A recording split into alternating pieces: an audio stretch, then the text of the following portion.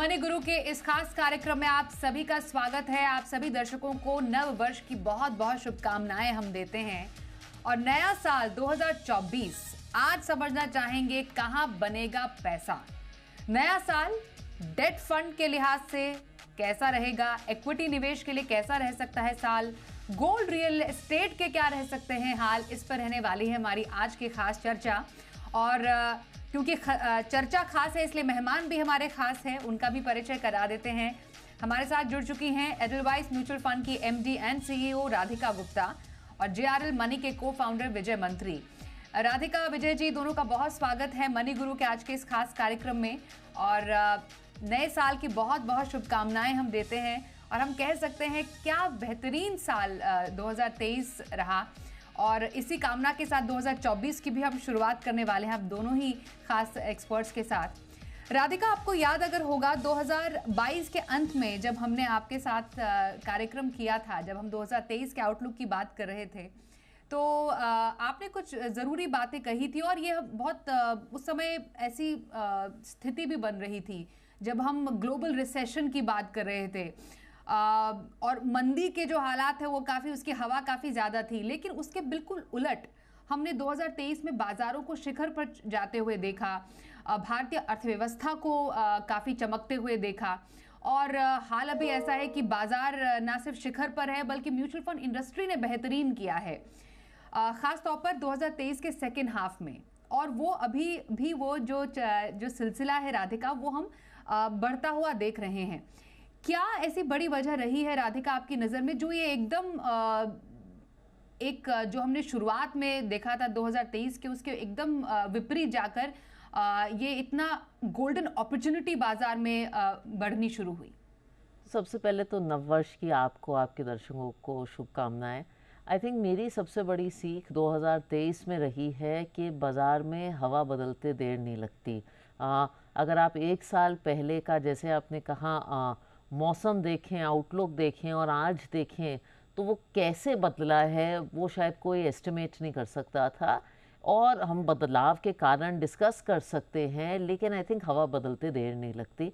मेरे हिसाब से एक बड़ी चीज़ जो हुई पिछले साल के एंड में, एक साल पहले, ये बहुत एक नर्वसनेस थी कि यूएस में जो रेट्स हैं वो हाइक हो गए हैं। हम ज़ीरो इंटरेस्ट रेट की रेजीम से निकल के एक हाई इंटरेस्ट रेट रेजीम में आ गए हैं। आई थिंक पिछले जो साल में सेकंड हाफ में आपको ये क्लैरिटी मिली है कि अब एक रेट हाइक पीक पे पहुंच गई है और इवेंचुअली अब रेट्स गिरेंगे। तो आई थिंक इससे जो ग्रोथ स्टॉक्स में आपको पेन दिखा, जो जनरली मार्केट में आपको पेन दिखा, वो थोड़ा सा सबड्यूड हो गया है। जहाँ तक इंडिया की बात है, आई थिंक इंडिया में जो economic numbers, I think the phase of last year, वो इंस्टाग्राम पे बहुत चला था, was looking like a wow. And I think by the end of last year Indian economy का भी कुछ ऐसा ही हाल था, looking like a wow. India के जो ग्रोथ नंबर्स थे और दूसरा हमारे जो कॉर्पोरेट अर्निंग्स के नंबर्स थे, इन्फ्लेशन भी कूल डाउन हुआ। तो ये दो तीन चीज़ें हुई। एक तो ग्लोबली इंटरेस्ट रेट का एक जो फियर था वो कम हो गया और India continued to look good, and I think that is why you had the year we had. मुझे सबसे अच्छी बात ये लगी कि म्यूचुअल फंड इंडस्ट्री ने भी पिछले साल 2023 में फाइनली हाफ सेंचुरी मारी, 50 लाख करोड़ के एसेट्स क्रॉस किए। और मुझे लगता है कि जैसे देश ग्रो होता जाएगा, म्यूचुअल फंड्स की ग्रोथ एक स्ट्रक्चरल ट्रेंड है। हम आज SIP बुक को 17,000 करोड़ पे देखते हैं और SIP अब एक पॉप कल्चर फिनोमेना हो गया है। सबको पता है कि अगर आप किसी ऑडियंस में पूछें कि आपने SIP का नाम सुना है, 80-90% लोगों को पता होगा SIP क्या है, चाहे शुरू नहीं की होगी लेकिन सुना होगा। तो आई थिंक इंडिया में एक बहुत बड़ा फाइनेंशियलाइजेशन का दौर आ रहा है और लोगों ने उसमें म्यूचुअल फंड की वैल्यू रिकग्नाइज की, and that is why you saw this half century 2023 में। बिल्कुल, और आपने बिल्कुल अच्छे से समअप किया।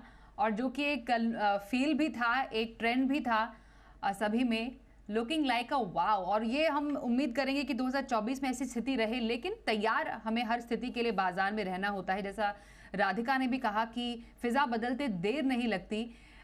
विजय जी, आपके साथ जब हमने कार्यक्रम किया था पिछले साल लगभग इसी समय 2023 की शुरुआत में, तब कुछ हमने आपसे पूछा था कि क्या लग रहा है आपको कि 2023 साल कैसा रह सकता है। आपने कैटेगोरिकली कुछ कैटेगरीज और भारतीय अर्थव्यवस्था की बात की थी। क्या बिल्कुल उसी ढर्रे पर हमने 2023 को जाते हुए देखा है और 2024 में उसी अगर हम ट्रैक पर देखें तो 2024 में क्या कुछ वैसी डेवलपमेंट्स होने की उम्मीद है, कीपिंग इन माइंड कि बहुत बड़े बड़े इवेंट्स 2024 में अब आएंगे? देखिए, आपको 2022 में हमने beginning of the year interview किया था, 2023 में किया था। तो 2023 के बिगनिंग में हमने कहा था कि इंटरेस्ट रेट का इंडियन इकोनॉमी के ऊपर कोई फ़र्क नहीं पड़ता है। एक्चुअली राधिका जी की टीम ने एक बहुत अच्छा डेटा निकाला। उन्होंने दिखाया कि इवन राइजिंग इंटरेस्ट रेट में इंडिया में पैसा बनता है। पिछले साल इंटरेस्ट रेट बढ़ा लेकिन बहुत अच्छा पैसा बना। दूसरा, हमने बात की डेट फंड की, क्योंकि डेट फंड में क्या होता है कि जब आप पिछले साल की बिगनिंग में डेट फंड के हिस्टोरिकल रिटर्न देख रहे थे वो अच्छे नहीं दिख रहे थे, लेकिन वाईटीएम बहुत अच्छा होते जा रहा था। तो आपने देखा कि 2023 के अंदर डेट फंड ने बहुत अच्छा इन्वेस्टमेंट परफॉर्मेंस दिया।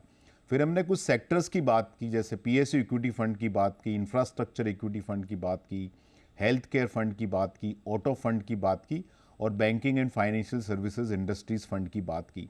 Accept banking and financial services industry fund, वहाँ परफॉर्मेंस थोड़ा सा कम रहा है, बाकी सब में आउटसाइज्ड परफॉर्मेंस रहा है। हाँ, एक जगह हमने बोला कि इक्विटी मार्केट में 2023 में बड़ा पैसा नहीं बनेगा, लेकिन इक्विटी मार्केट ने हम सबको सरप्राइज किया है। और दूसरा, क्रिप्टो पे जो हम सब मार्केट वाले हैं, हमने बोला क्रिप्टो से दूर रहो, और क्रिप्टो ने सबसे ज़्यादा पैसा बनाया है, लेकिन वो थोड़ा रिस्की एसेट कैटेगरी है। और एक व्यू था कि नैस्डैक अच्छा नहीं करेगा क्योंकि ग्लोबल मंदी है, बट नास्डेक ने भी सब लोगों को सरप्राइज किया।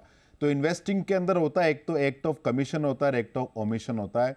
ओमिशन है कि आप कुछ चीज़ मिस कर जाते, उसको इतना खामियाजा नहीं भुगतना पड़ता है, एज लॉन्ग एज आप ज़्यादा गलती नहीं करो। तो एक्ट ऑफ कमीशन जो हमने रिकमेंड किया, बाय एंड लार्ज वही प्ले आउट होता आया। और जैसे हमने आपने बीच में एक दो दफे बात की थी कि लार्ज कैप और निफ्टी लेवल पे हमको कोई भी बड़ा रिस्क नहीं लग रहा, क्योंकि अभी भी अगर आप 10 साल 15 साल के रिटर्न निफ्टी के देखो, वो जीडीपी ग्रोथ के आसपास है। स्मॉल कैप के अलावा कहीं कोई बड़ा इस बाजार में रिस्क हमको नहीं लगता है।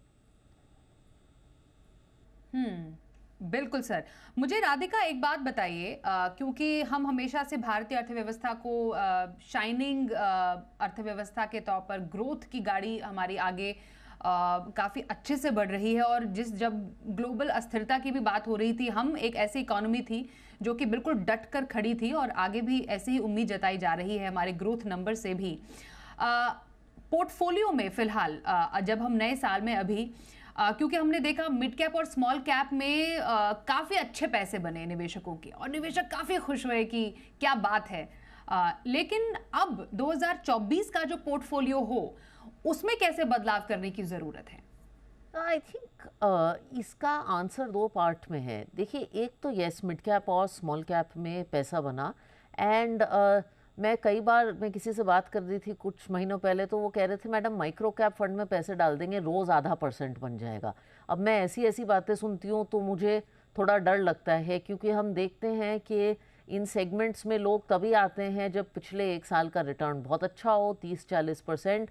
उनकी जो एक्सपेक्टेशंस हैं, उम्मीदें इस सेगमेंट से बहुत बढ़ जाती हैं, और ये तो हम सबको पता है कि साल दर साल 40% रिटर्न कमाना वो होता नहीं है बाज़ार में। तो एक तो थोड़ा एक्सपेक्टेशंस आई थिंक 2024 में मैनेज करनी चाहिए। एक्सपेक्टेशंस रीजनेबल हो तो मार्केट होपफुली उन्हें बीट कर देता है। लेकिन दूसरा इसका पैमाना ये है कि ये भी नहीं होना चाहिए कि आप आज स्मॉल कैप में थे, कल लार्ज कैप में कूद जाओ। हमारे यहाँ या तो हम एफडी वाले हो जाते हैं या क्रिप्टो वाले हो जाते हैं, एंड मेरा मंत्रा 2024 का इज़ द मिडिल पाथ।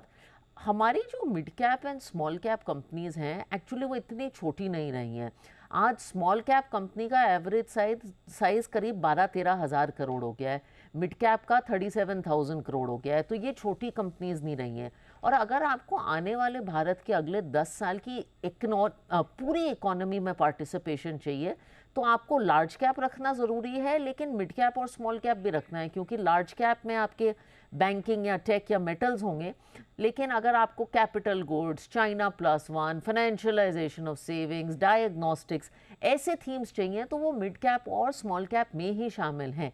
तो एक मिडल पाथ वाला पोर्टफोलियो मेरे हिसाब से बहुत ज़रूरी है। और इसलिए मैं कहती हूँ कि 2024 में अगर आप एक मल्टी कैप पोर्टफोलियो देखें जिसमें लार्ज कैप, मिड कैप और स्मॉल कैप का इक्वल मात्रा में मिश्रण है, तो शायद वो आने वाली 10 साल की भारत की इकोनॉमी के लिए ज़्यादा रिप्रेजेंटेटिव होगा। तो आंसर इज अपने एक्सपेक्टेशंस टोन डाउन करिए और थोड़ा मिडिल पाथ की तरफ आइए।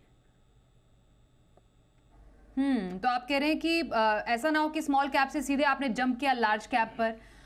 थोड़ा सा एक्सपेक्टेशंस टोन डाउन करने की ज़रूरत है, थोड़ा सा बीच का रास्ता आप अपना सकते हैं। जो पोर्टफोलियो एलोकेशन है 40-30% के हिसाब से, 30% के हिसाब से आप रखिए, सो दैट जो मल्टी कैप कैटेगरी जिसका जिक्र खास किया आप राधिका ने। विजय सर, आपकी नज़र में जो कुछ कैटेगरीज हैं, क्योंकि इक्विटी ने बेहतरीन परफॉर्मेंस दिया 2023 में, अभी फिलहाल कहां पर निवेश के मौके आपकी नजर में इक्विटी में किसी को पोर्टफोलियो में पैसा बनाने के लिए रखने चाहिए? देखिए, सबसे बड़ा मेरे लिए मुद्दा ये है कि इन्वेस्टर को व्यू बेस्ड इन्वेस्टिंग नहीं करनी चाहिए कि बाजार अच्छा लग रहा है इसलिए पैसा डाल दो, बाजार खराब लग रहा है इसलिए पैसा डाल दो। हमने देखा कोविड के बाद लोग 12,000 से 15,000, 16,000 की निफ्टी से बाजार से बाहर बैठ गए पैसा निकाल के। जो आपने बाजार में पैसा डाला उसके बाद बाजार करेक्ट हुआ, इसका इलाज है। लेकिन जो आपने बाजार में पैसा नहीं डाला उसका कोई भी इलाज नहीं है, तो आपको फोमो फीलिंग आती है। तो पहला तो आपको व्यू बेस्ड इन्वेस्टिंग नहीं करना है, अपना अलोकेशन करो 10 साल के हिसाब से कम। मार्केट आपको अपसाइड में ज़बरदस्त सरप्राइज करेगा, एक तो ये। दूसरा, कहाँ वैल्यू ज़्यादा दिख रही है, तो डेफिनेटली लार्ज कैप में वैल्यू ज़्यादा दिख रही है, क्योंकि लार्ज कैप के जो फ्रंटलाइन स्टॉक्स थे, खासकर बैंकिंग और फाइनेंशियल सर्विसेज इंडस्ट्रीज़ में, वहाँ एफआई का सेलिंग बहुत ज़बरदस्त था पिछले 2-3 सालों में, क्योंकि उनके पास वो होल्डिंग ज़्यादा थी। डेट का रिटर्न आप देखो, कॉल मनी 670-690 के आसपास हो गया, लिक्विड फंड का वाईटीएम 7.5% के आसपास है, फ्लोटर 8% के ऊपर चल रहा है। यहाँ पैसा कंपाउंड होता है, मतलब एफडी की जैसा नहीं कि आपको टैक्स का प्रोविजन करना पड़ता है। और वही प्रोडक्ट आपको अगर मल्टी एसेट या बैलेंस एडवांटेज फंड में मिल जावे तो वो डेट का रिटर्न भी काफ़ी टैक्स एफिशिएंट होकर निकलता आपके लिए। तो आज अगर किसी को अलोकेशन नया पैसे का डालना है तो मेरा रिकमेंडेशन है कि लार्ज कैप की तरफ ध्यान दें, मल्टी कैप, फ्लेक्सी कैप की तरफ ध्यान दें, क्योंकि फंड मैनेजर कॉल लेगा कि कहाँ उसको अच्छा लग रहा है, मल्टी कैप में उसको मिड कैप में अच्छा लग रहा है या उसको स्मॉल कैप में स्टॉक अच्छे लग रहे हैं। डेट इक्विटी का अलोकेशन कहाँ करना है वो बैलेंस एडवांटेज फंड में फंड मैनेजर करेगा, आपको कुछ दिमाग लगाने की जरूरत नहीं, आपको टैक्स इंसिडेंस भी नहीं रहता है। और मल्टी एसेट फंड तो बहुत ही अच्छा फंड है, क्योंकि वह मिनिमम 3 एसेट कैटेगरी होती है, उसमें एक डेट और एक इक्विटी तो हो गया। उसके अलावा फंड मैनेजर कभी उसमें गोल्ड डालते हैं, सिल्वर डालते हैं, रीट्स डालते हैं, और वो भी आपको बहुत टैक्स एफिशिएंट तरीके से आपके हाथ में पैसा बनता है। और इंडिया में देखिए, जो मल्टी एसेट फंड है, जो बैलेंस एडवांटेज फंड है, उनका ट्रैक रिकॉर्ड बहुत ही अमेजिंग रहा है। 12-13% रिटर्न बनाया है, जो निफ्टी से थोड़ा सा कम है, लेकिन ड्रॉ डाउन निफ्टी से बहुत ज़्यादा कम रहा है। तो अगर आज आपको अलोकेशन करना मेरे हिसाब से तो लार्ज कैप में करिए, बैलेंस एडवांटेज फंड में करिए, मल्टी एसेट फंड में करिए, लेकिन थोड़ा अपना एक्सपेक्टेशन थोड़ा कम रख के चले तो डिसअपॉइंटमेंट आपको कम होगा। नया साल, निवेश बेमिसाल, ऐसे बनेंगे पैसे। 2024 के लिए निवेश स्ट्रैटेजी पर खास चर्चा एडलवाइस म्यूचुअल फंड के एमडी सीईओ राधिका गुप्ता से और जेआरएल मनी के को-फाउंडर विजय मंत्री हमारे साथ हैं। राधिका, डेट फंड में हमने 2023 में देखा काफ़ी ज़्यादा आउटफ्लो हुआ। डेफिनेटली जो एक बहुत बड़ा इवेंट हुआ डेट म्यूचुअल फंड के साथ, वो टैक्सेशन में बदलाव का था। 2024 में कहां पर मौके आपको नजर आ रहे हैं डेट म्यूचुअल फंड में निवेश के, स्पेशली जब हम अब कुछ समय के बाद एक्सपेक्ट कर रहे हैं कि ब्याज दरों में शायद गिरावट आएगी? देखिए, आई थिंक 2023 एक बहुत इंपॉर्टेंट ईयर रहा डेट फंड के लिए, क्योंकि मार्च में एक टैक्सेशन चेंज आया, और उस टैक्सेशन चेंज के बाद अब आप डिबेट कर सकते हो कि वो अच्छा हुआ नहीं अच्छा हुआ, लेकिन बहरहाल जो होना था वो हो गया। उसके बाद आई थिंक लोगों ने ना डेट में एलोकेशन थोड़ा सोच के करने लगे हैं, क्योंकि फाइनली अब वो एक मार्जिनल टैक्स रेट आप देते हैं। आप 7% अगर कमाते हैं डेट पे तो वो फुल टैक्स हो जाता है। मेरे हिसाब से अगर मुझे पर्सनली डेट एलोकेशन आगे जाके करना है तो जो विजय जी ने बात कही ना, हाइब्रिड फंड के ज़रिए डेट एलोकेशन अब लोग करेंगे। फॉर इंस्टेंस उन्होंने बैलेंस्ड एडवांटेज फंड कैटेगरी की बात की। अगर मुझे डेट और इक्विटी दोनों में एलोकेशन करना है तो बजाय कि मैं अलग इक्विटी खरीदूं और मैं अलग डेट खरीदूं, मैं डेट और इक्विटी एक ही फंड में खरीद के इक्विटी टैक्सेशन का बेनिफिट ले सकती हूँ। एक और मुझे कैटेगरी बहुत अच्छी लगती है जिसकी हमारी इंडस्ट्री कम बात करती है, जो है अग्रेसिव हाइब्रिड फंड, जिसमें 75% इक्विटी होता है, 25% डेट होता है। अब वो 75 और 25 आप अलग से कर सकते हैं, लेकिन साथ साथ करेंगे तो टैक्स कम देंगे। तो मुझे लगता है कि आने वाले सालों में बहुत लोग, और मैंने तो देखा है जो HNIs पहले हाइब्रिड फंड को अवॉइड करते थे कि ये तो बहुत साधारण चीज़ है, वो भी अब balanced advantage fund, aggressive hybrid fund, इन तरफ देख रहे हैं। इवन मल्टी एसेट फंड, इन फंड्स की तरफ देख रहे हैं कि भाई एलोकेशन करना है तो थाली की तरह कर देते हैं, एक ही उसमें एक ही फंड में दाल और चावल दोनों मिक्स होकर टैक्स एफिशिएंट हो जाता है। तो आई थिंक वो सोल्यूशन है।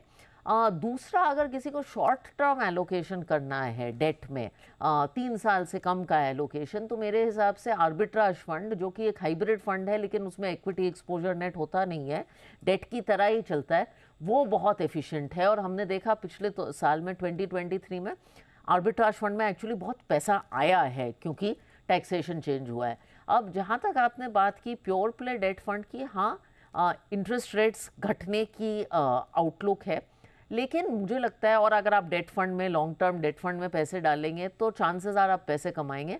लेकिन मुझे लगता है ये एक इवॉल्व्ड इन्वेस्टर का गेम है, क्योंकि इन्वेस्टर्स ये जो डेट की टाइमिंग है, एंट्री और एग्जिट, बहुत ऑफन करेक्ट नहीं करते हैं। तो ये एक अच्छे एडवाइजर की सलाह के साथ होना चाहिए। लेकिन मेरा मंत्रा डेट फंड्स का हाइब्रिड फंड्स की तरफ है।